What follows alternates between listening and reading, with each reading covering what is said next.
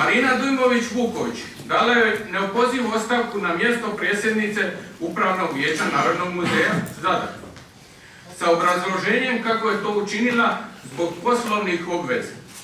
Ne štiti njezinih poslovnih obveza gluvarenja u izmišljenoj partijskoj agenciji Zadar Novo.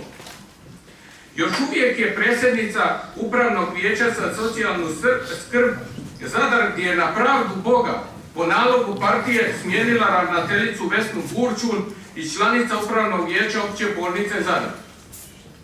Kako da nije dala ostavke na članstvo u tim upravnim vijećima kada je već tako preopterećena, nego samo Upravnom vijeću Narodnog muzeja, gdje sam je više puta uhvatio u protuzakonitim radnjama, što je potvrdio i Ured državne uprave, kao i prikrivanju protuzakonitih radnji Renate Peroša.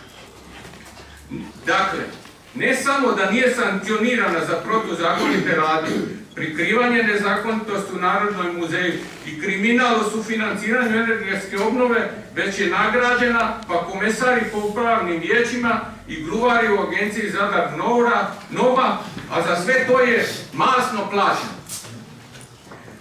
Sva ta upravna vijeća i agencija su pod vašom ingerencijom, županije. Znači li izostanak bilo kakve vaše, pa i najblaže reakcije da vrana vrani oči ne kopa?